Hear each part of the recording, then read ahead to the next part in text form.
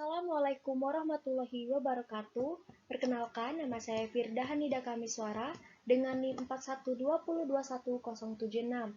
Di sini saya akan memaparkan pemahaman saya pada mata kuliah pengantar ilmu ekonomi, materi pelaku ekonomi 2 sektor dan 3 sektor. Sebelumnya, saya ingin berterima kasih kepada dosen pengasuh yang terhormat, yaitu Ibu Siswa Berti Afriyatna, SPMSI, yang telah memberikan ilmu serta membimbing perkuliahan dapat berjalan lancar dan menjadi ilmu untuk saya sehingga dapat memaparkan pemahaman saya dalam materi kuliah kali ini. Masuk materi yang pertama yaitu perekonomian 2 sektor.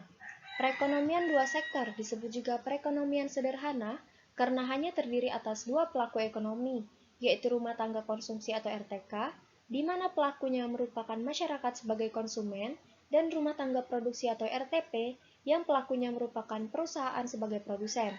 Pada gambar diagram di samping, terlihat bahwa rumah tangga konsumen atau RTK adalah sebagai pemilik faktor-faktor produksi berupa tanah, modal, tenaga kerja, dan kewirausahaan. Penawaran faktor produksi oleh rumah tangga ini akan bertemu dengan permintaan faktor produksi oleh perusahaan. Sedangkan di pasar barang, terjadi interaksi antara perusahaan sebagai penghasil barang dan jasa, sehingga terjadi hubungan saling menguntungkan satu sama lain. Dalam diagram juga terlihat arus aliran uang dari dan ke masing-masing rumah tangga. RTK menerima upah, sewa, bunga, dan keuntungan dari perusahaan sebagai balas jasa atas penyerahan faktor produksi. Perusahaan menerima uang pembayaran atas barang dan jasa yang dibeli.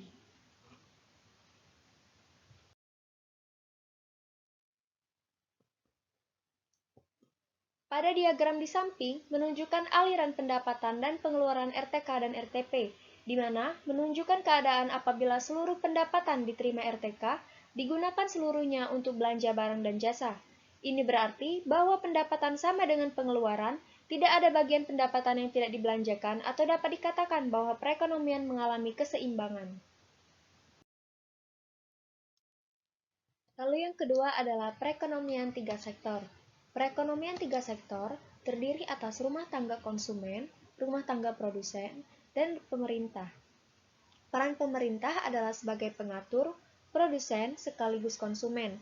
Besar kecilnya peran pemerintah dalam perekonomian itu sendiri tergantung pada sistem ekonomi liberal, di mana peran pemerintah itu masih minimal, sedangkan pada sistem ekonomi sosialis, peran pemerintah sangat dominan.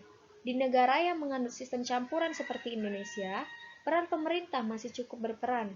Dalam diagram aliran, anak panah yang menuju kotak pemerintah berarti penerimaan pemerintah. Penerimaan pemerintah tersebut berupa pajak, misalnya pajak penghasilan, pajak pertambahan nilai, serta pajak bumi dan bangunan. Selain itu, pemerintah juga menggunakan faktor produksi barang dan jasa yang dibutuhkan untuk kegiatan ekonomi pemerintahan. Anak panah yang menuju ke rumah tangga, pasar faktor produksi, perusahaan, serta barang dan jasa berarti pengeluaran pemerintah. Pengeluaran pemerintah tersebut berupa gaji, pembuatan prasarana, subsidi, serta pembelian barang dan jasa. Peran pemerintah dalam kegiatan ekonomi didasari oleh motif mencari keuntungan, sekaligus memenuhi kepentingan umum. Dorongan mencari keuntungan ini tidak terlepas dari kebutuhan pemerintah untuk meningkatkan penerimaan negara. Dengan kondisi penerimaan yang semakin baik, pemerintah akan memiliki sumber dana untuk membiayai pengeluaran-pengeluarannya. Selesai sudah pemaparan pemahaman materi dari saya mengenai pelaku ekonomi 2 sektor dan 3 sektor. Apabila masih banyak kekurangan, saya minta maaf. Terima kasih dan wassalamualaikum warahmatullahi wabarakatuh.